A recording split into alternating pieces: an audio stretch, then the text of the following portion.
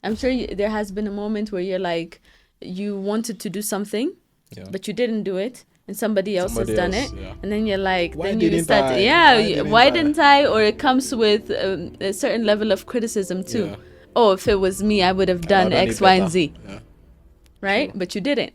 Yeah. You let it You pass. could, you would have, but you did Yes. not. Yeah. But when somebody else has taken it and has, because that thing still has to come out. Yeah. Like whatever we're creating, we're the vessels, but we're not the creators as well, right? So taking out the ego will help you go a long way. I'm your host, Dami. And with me here today, I have Luladey, Takele, Tashomi. I think one thing that has been new to me, at least as a creative, is like that term curator. So it's like, So I would say this, consider when you're running a business. However, running a business or creating a business is completely different than whatever it is that you're going to learn. Yeah. You learn it on a day-to-day. And what triggered that for you that like at this point I have to taxes. If you're deciding to make money so that you are able to give yourself the vision or the thing that you say you want, do it, but do it fully.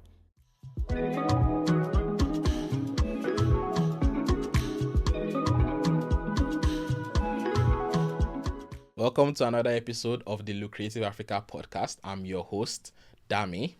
And with me here today, I have Luladey, Takele, Tashomi.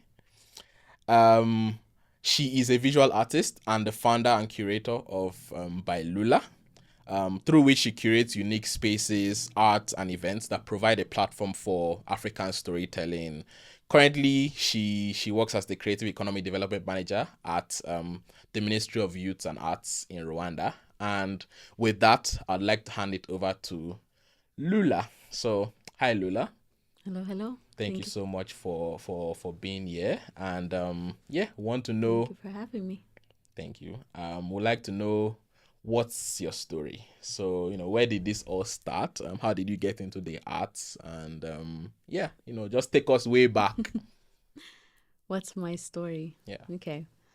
So I was born and raised in Addis Ababa, Ethiopia. And I have my siblings. We are 4 in the house. My mom and dad, we grew up in a very typical African household, I would say. School, home, school. And I went to an all-girls school, Catholic school, for my entire life, I would say, 13 years. And after graduating from high school, I moved to the US. And I went to college in the US and I worked a bit. And I've decided to move back to the continent. So at that point, I didn't really know what I was going to do, but I knew anything that I wanted to do in my life was going to be on the continent. Mm-hmm. And I just did not feel like I could stay in the US or do anything else but move back. So I found my way back to Addis, only later on to also unravel an opportunity that was in Rwanda. Initially, I was supposed to be here for 3 months, and here we are 8 years later. And yeah, I've been here for 8 years. I am an artist, like you said. I think generally this is my bio, but specifically in what I do a lot of programming. I work in program development. So even in education, I started off in education. That's how I came here as well. I worked with Marinyundo Girls School here as college and career program developer. And then from education, I've always been interested in arts. Since I was very little. Yeah. So I wanted to do what I do for education for the arts. So I started pivoting a bit more into creating programs for arts and managing programs for arts as well. With that came also the entrepreneurship. not just in terms of creating programs, but actually developing my own business, trying to figure out how to sell art, make art and sell art, and actually make a living out of that as well. So in a nutshell, I would say it's I mean it's a long story. But yeah, I've moved around, I've pivoted a lot, and I'm happy to be here to talk about it. I think I'm finally getting to that point where I could share more about my process and how I got to where I am right now. Yeah, thank you so much. I mean, we definitely want to tap into that pivoting experience a lot. Yeah, a lot of that. And I think maybe kind of just going back again to the intro, or like, I think one thing that has been new to me, at least as a creative, is like that term curator. So it's like I know I know what it is, but I don't really know what it means. So like, to you, how would you explain it to someone who doesn't know what it means to be a curator, like a curator of arts, of events? How would you explain it to like a newbie? Let me preface that by saying there are times where I feel guilty about taking on a title that fills something, but also not being able to have proper credentials for it, right? So I could say for the longest, I considered myself a creative, but I had a very hard time claiming the word artist. Because it felt like I was not doing it full time, like I'm not doing this professionally. And so there's always been that debate of like, what name do I claim for my profession? And to some extent, I still deal with that. But also what has changed is we can give the meanings to whatever feels right to us. But with art especially, it's a bit difficult to say, okay, if I don't go to art school, then can I claim something? Claim the title. If I have not learned certain level of technique or whatever, if I've not trained in that manner, right? Can I claim these things? And I think for me right now, I am claiming those things out of experience. And then also trying to figure out how do I communicate what I do with others. So for me, curation is almost like seeing different pieces together, and then putting them together so it can give you one thing. So curation is you see different components, different pockets, whether it's visually, whether it is even just conceptualizing a concept. It is picking out what works together and putting it on display to be consumed as one thing. So for events, I specifically focus on what is the event, what is the content of the story that we're trying to tell, and how do we best tell the story. So that means what are the pieces, what are the elements that we can add that can amplify the story we're trying to tell. So as someone who is I'm a very visual person.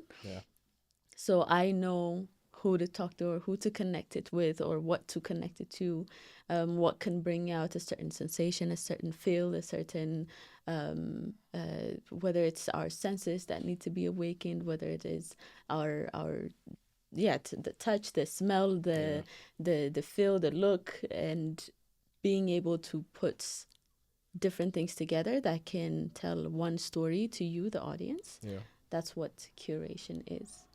Okay. So, I think that makes a little more sense to me. And I think, to some extent, it sounds like it's also like an artistic process in the sense of like bringing things together and putting them. So it's like, some sort of collage, bringing different pieces, putting them together to create a certain experience that you think will drive maybe a certain goal or call to action for the people who are experiencing it or attending. So it is, I can see where like the artistic side of things also feeds into that.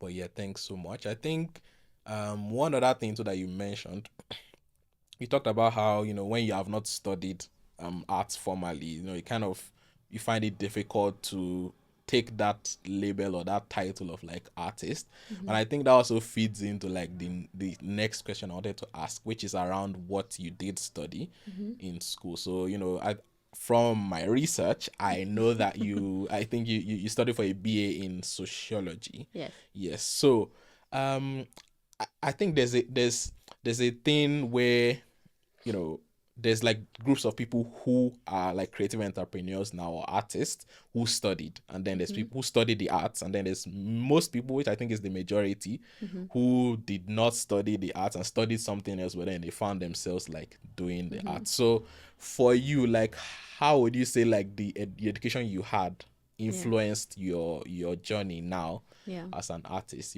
Did it contribute to it? And what are like your thoughts around just education and being a creative entrepreneur in general? That's a loaded question. So I would say, education is very important, no matter what it is that you're studying. I think more than the education itself or the bachelor itself, it's the experience that you've also had, whether it's the school, whether it's a college experience. It's the life lessons that that make sense, right? That makes I guess that can influence our life decisions rather than the actual class lessons that we have taken or the exams that we have taken, right? So in terms of what I've studied, yes, I study sociology and business administration. And it has helped a lot because sociology is also what helped me understand how we are in society and how we function as a society.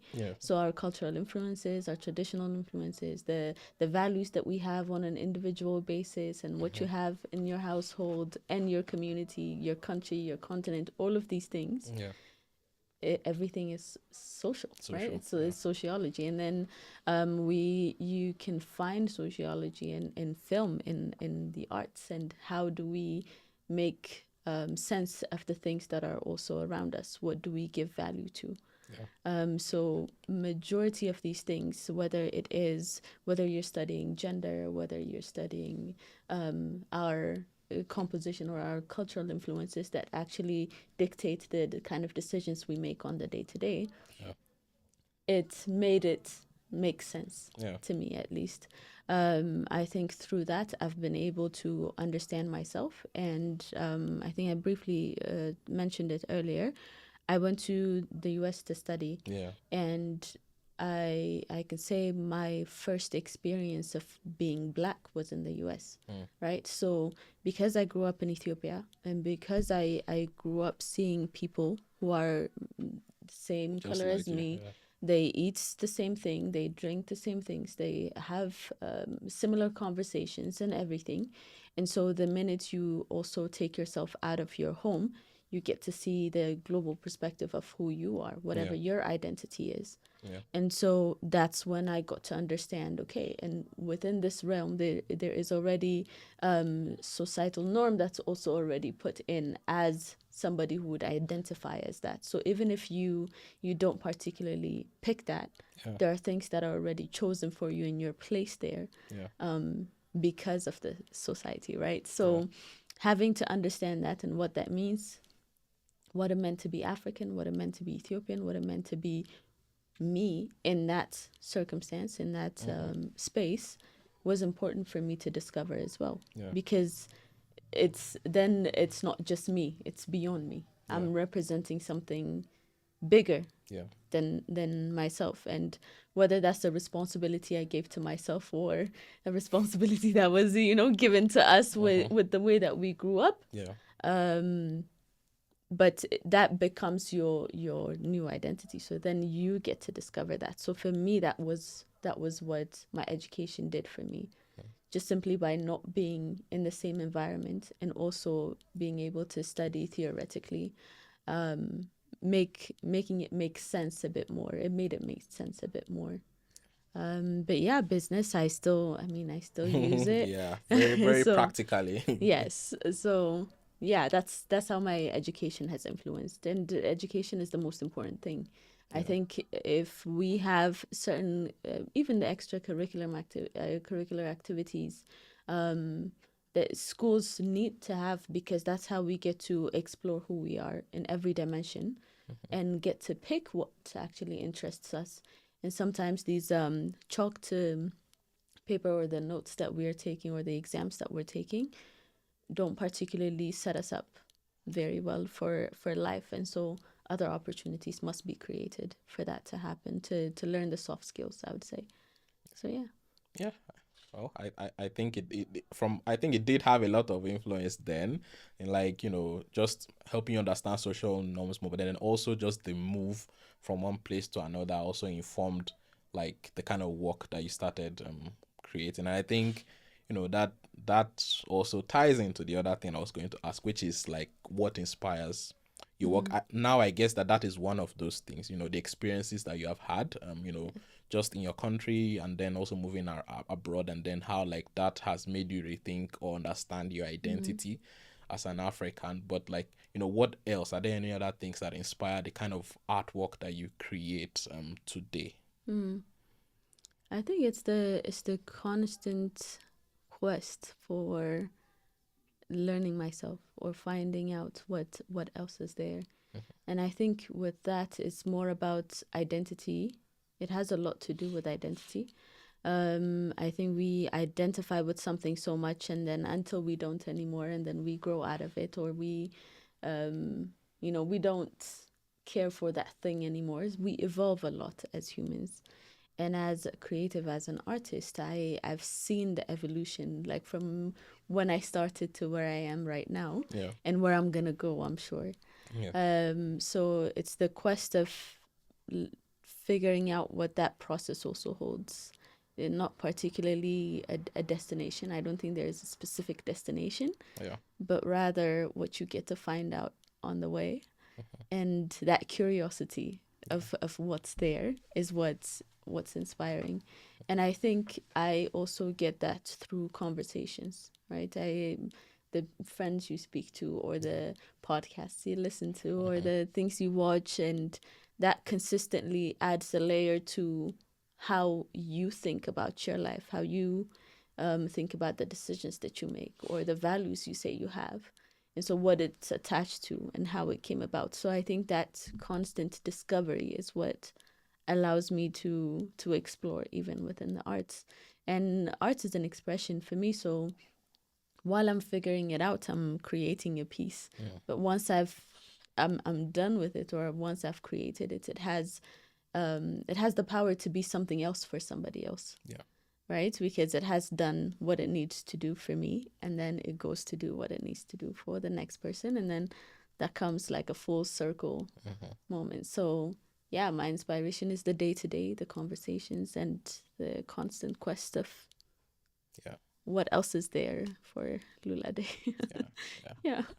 Yeah, that makes a lot of sense. I guess it's just, the situations you find yourself in, the conversations you engage in, and just things that are happening around you as well, I believe, are the things that inform you, and that makes sense. And it's like, it's just a way to see, yes, this thing might be happening around all of us and around other different artists, but how does Luladey understand what is happening? And that comes out like in the work that you create. I think now, just now going to the business side of things, business admin side of things, I think from what I know and from what you said, you have kind of you've dabbled in a lot of things. You are the entrepreneur. The entrepreneur. You've dabbled in a lot of things. You've fused your artwork with fashion. You have you make paintings, you work on murals, you've had an exhibition, you curate events, spaces, arts. You can see a lot of things. So I think you're very good at like diversifying that income. And so the first thing I was going to just like, I want to know how, I think income diversification, like as a creative, is something that we, for the most of us, and I'm speaking from my own experience, is something that we find like difficult initially, especially if you don't have some business experience before. And like, how have you navigated all of those things? First of all, how did you even figure out that I can make money with this one skill that I have, you know, with like being an artist? I can make money making this, doing that. Like, how is this something that just comes to your mind, or is it something that through your maybe your business administration education you're able to figure out, or you know, just how do you This is not the navigate that? education, man. This is not the education side, to be honest. What the education does is it gives you pockets of things to think about, right? Whether it's marketing, and then your financing, and what other things to consider when you're running a business. However, running a business or creating a business is completely different than whatever it is that you're going to learn. You learn it on a day-to-day, and how you're showing up, and whatever you learn today might change tomorrow. So I don't think that's something you put pen and paper together and then figure it out before you start. It's never like that. I think, you mentioned it. I've dabbled and dabbled for sure. But also I think everything is within the arts. For me, my main goal is, how can I do what I love consistently, and continue to give consistently without having to box myself into one thing and one thing only. And sometimes that has helped, sometimes it has not. The things I've tried is because in terms of as an artist, and I can say as a visual artist, I've done paintings. I do a lot of ink sketch, and also turning that into clothing, right? Like a wearable, be the wearable gallery. That's what I call it. It's to put it on people, right? To put art on people. It's my aim, or my goal is to integrate art into our day-to-day as much as possible. And so in order for me to do that, I was looking at what are the different avenues that I can take this on. So if it is in the space to create a mural within a space that allows us to be in that space together, then yes, that would be one way. If it is to share the art piece that I've created, the painting I've made within my own house or my own studio, and putting it out there for us to interact over it or to connect with it, because I think everything that I want to do with my art is connect with people, right? You connect through the art, or you connect through this as well, the business side of things, and what makes it work, or your curiosity towards that is what brought us together, right? So it's really to create something that allows us to connect and share the human experience with one another. And so for me, when I'm creating the art, I would have to be as vulnerable as possible, as connected to the pieces that I'm creating as possible, in order for me to also gain that once I put it out. And so how do I do that has always been the quest. So whether it's fashion, whether it's murals, whether it's putting together a show and bringing people together through these events, it's to connect. So the main thing is that you see it as different, and obviously when you say it, I'm like, whew, that's a lot. That's a lot. But the quest was the connection still. So So connection is the web that ties everything. Yes, together, absolutely. creating connections. Okay. And I think that's the main reason for art as well. Right? It's something that is shared.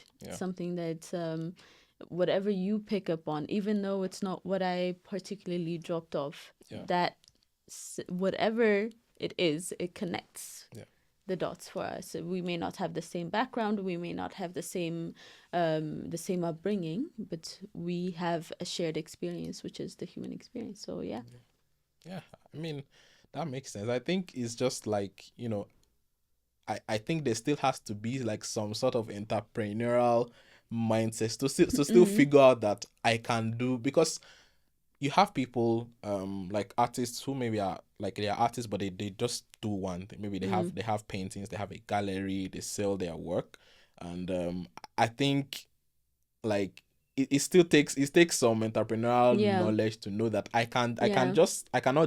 I don't just have to sell a Yeah. paint. Maybe I could even start a workshop and teach people what I'm Yeah. doing and make money from this. I could, run a YouTube channel with process videos showing, Yes. like creating tutorials of the kind of work that I do, all of those things. And it's like, it might seem like, yeah, it just happens, but Yeah.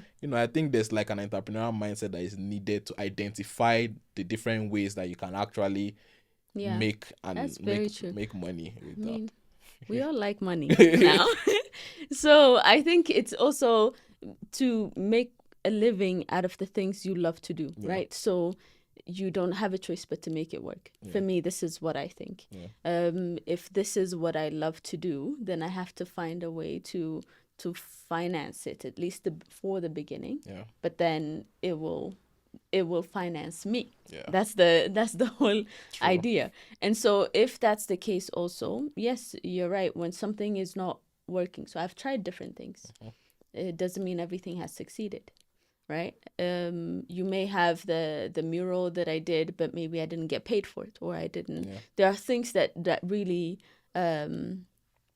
that you'd have to face as you go. Yeah. Right? But then whatever your experience is after you've tried it, and then you get to decide whether that's something you want to continue with or not. Yeah. And it depends. At that time, you'd have to, every single thing that you do has a choice that you have to make, right? So you have to decide whether you're going to continue to do it or not.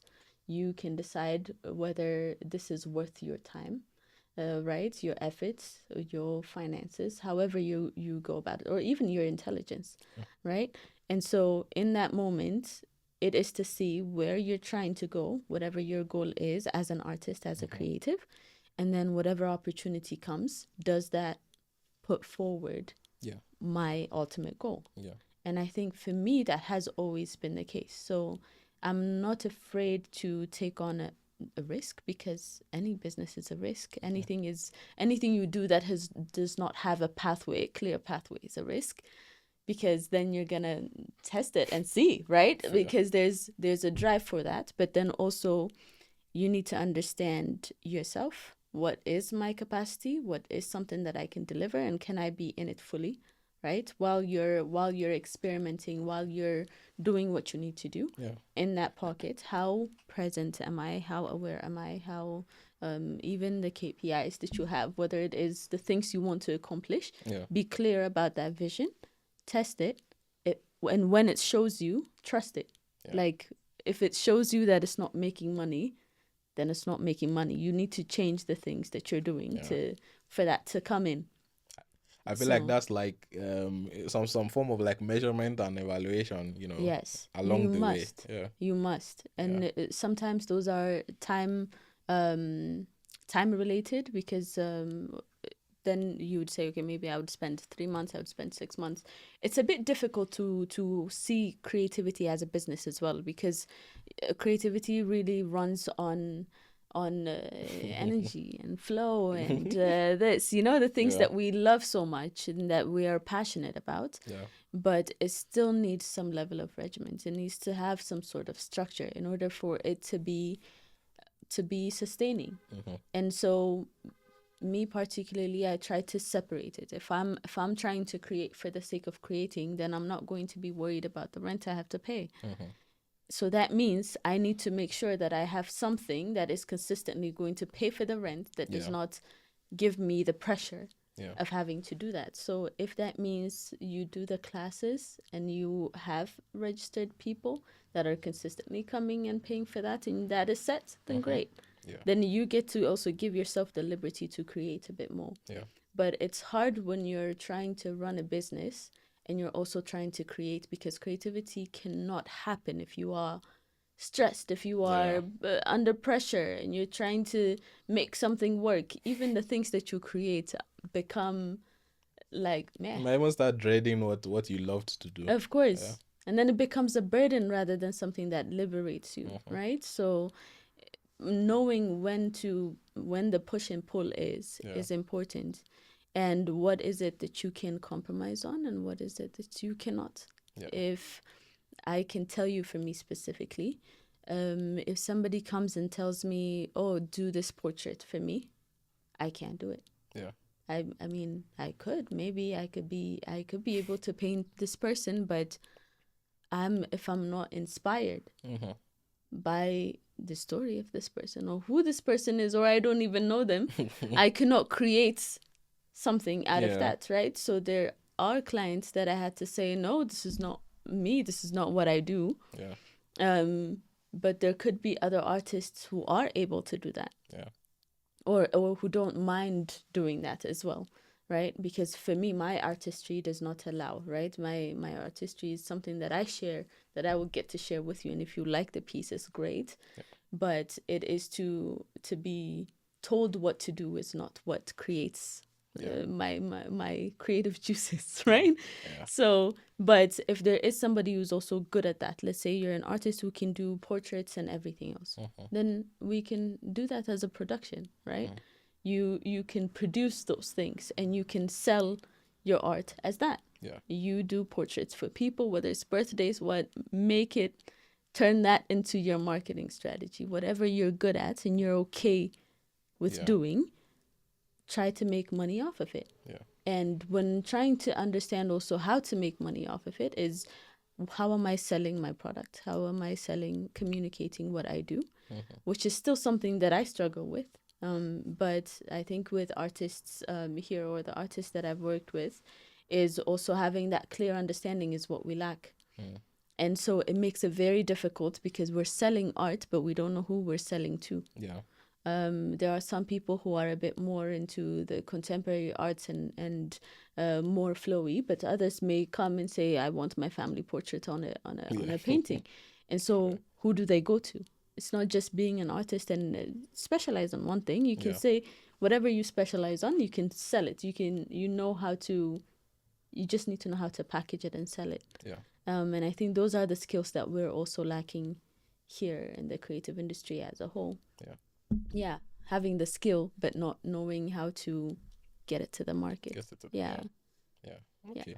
I think just on that structure point, so I'll just pick that and put it aside. But also, we'll come back to that. There's something you talked about. You mentioned. You said how initially, or not initially actually, you were able to say no to someone, like someone comes says I want a portrait, and you're able to say no because maybe you also have, you're not pressured to do it because your rent is not depending on that party, like saying yes to that particular thing.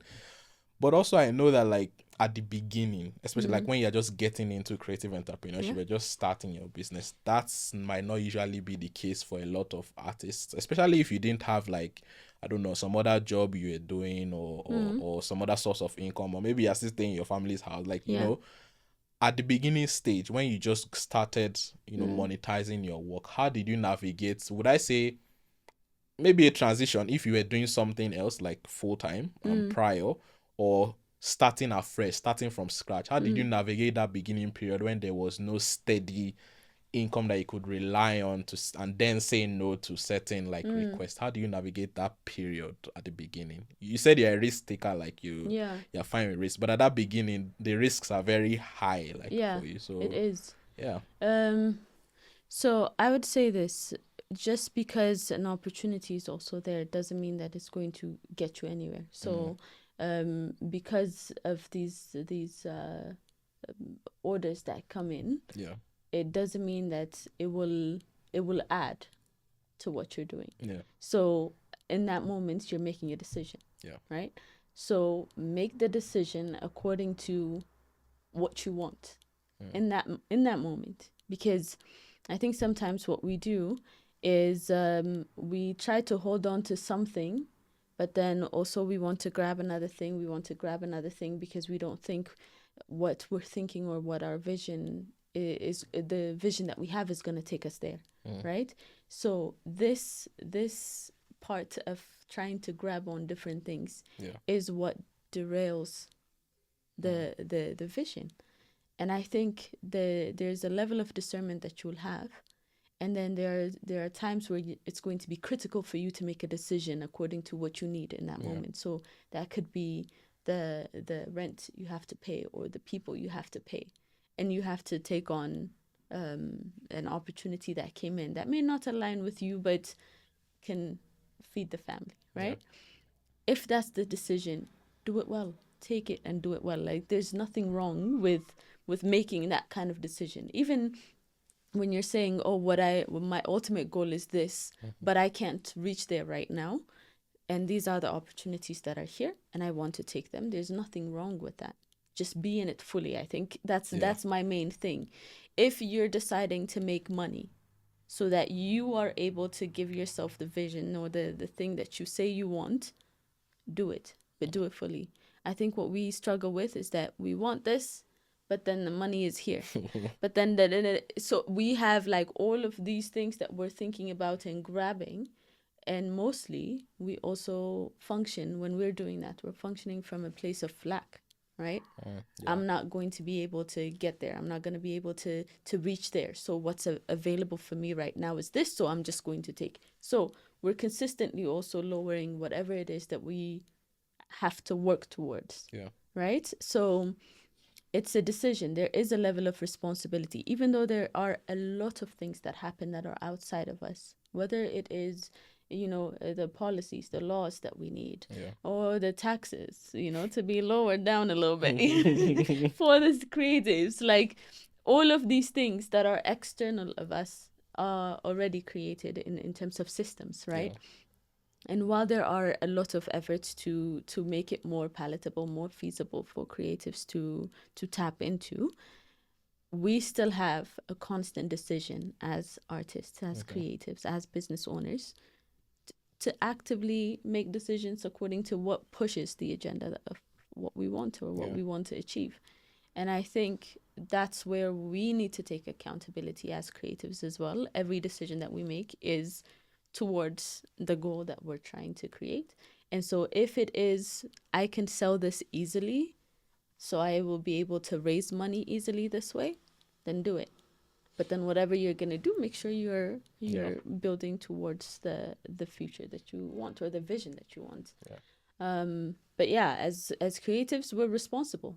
We're responsible to create something that is out of the norm, or that that creates conversation, that questions the way that we think, the way that we live, and all of that. And I think as creatives, that is our job, because we are the ones to create something that is new, that does not exist yet, right? And give life to it. That is a responsibility, but also it's your responsibility to make sure you eat. Exactly. So you would have to decide which one is going to be the thing. And if you're able to find something that finds the middle ground, that still allows you to create, but also keeps the lights on, that should be the aim. Yeah. I feel like maybe personally that's probably the approach that I had gone with, because I think it's something where, as you said, because you don't want to dilute the kind of work or the vision that you have for your work, you'll probably be best to find some other way. Because if you are a starving artist, which is like what we are trying to challenge here, but if you're a starving artist, then you just take on anything. If all of your survival is dependent on that thing, especially at the beginning stages, if you don't have something else, you end up taking everything, and that might tamper with the initial vision that you have. So maybe, as you said, the solution might just be, yes, I may not be able to make the money that I need for my rent or for something from this from the art that I do right now, but that does not mean I'm going to take on another kind of like art gig that I would not normally do. So that might mean me taking on another job temporarily just to sort out these basic needs, and then that still gives me the room to, in my free time, I can still work on like my my craft, building towards my vision. And then when I'm stable enough and I've been able to sort out all of these needs, then I can come back to this and like kind of move forward with that goal or with that vision. I think personally that's also something I have been exploring and just trying to move around, because I've definitely been in a situation where, or in situations where it's like I was very dependent on getting the money from the work, and I ended up doing things that I would not normally do, or at least I would only do for myself, not for like a client. And there's an attitude you bring to that kind of work that you would not normally do. You probably would not execute it as passionately as what you really want to do. And I think that's not something that we'd want to move forward with, like as creatives. So But I think I'll also take that a bit further, right? So if you're saying yes to this because it also puts food on the table, or it keeps the lights on, also a different perspective is, what is it that it can give me, right? What is this opportunity going to give me? I may not like to be in that predicament, but this is the predicament I'm in right now. So in this case, as an artist, as a person, as somebody who's running a business, what can I learn within this? Because if you still have your curiosity as to what you think you can do or what you think you can gain from it, your perspective or even the outcomes that you're going to produce is going to be completely different. And I think it's always about the perspective that you have towards what you do. If you hate it, it will give you more things to hate about, right? Fair. So whether it is the dread of having to go to the office, or just the attitude that you have towards it, is going to shift, is going to make shift. If you see it as an opportunity for you also to learn, to explore a new side, and especially if it is also something that is easy for you to do, but you don't particularly want to choose it, right? You may not feel inspired, let's say, but you can still find ways to learn from it, especially if that's the decision that you've made. And I think that's my saving grace. In every opportunity that I get, I try to see what can I learn from here. So if I can give you a bit of a specific example, so maybe it can help. I have done a 9-to-5. I've been doing a 9-to-5, and then you do arts. You create within your own space, and I've done that. I've done it in a way that I thought the separation was what's creating the balance for me. But you're a full-time artist. There's no like part-time things. It's a 9-to-5 is full-time. Artist is a full-time. Business owner, you're a full-time. A mother, if you are a mother, a daughter, a friend, it's a full-time thing. It's not something you pick and choose when you want to put that hat on.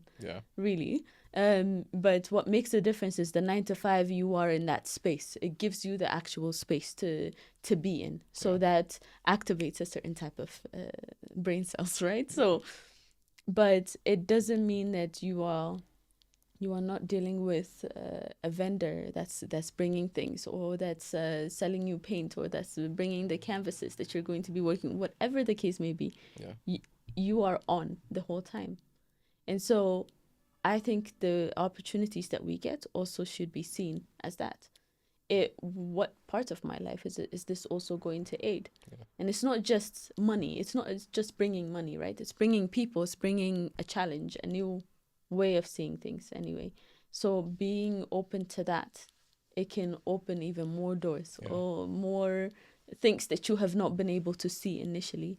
So whatever we choose to do it, I think if we go into it as something that is going to offer us something, not just like the finances and whatever, but let that be one of it.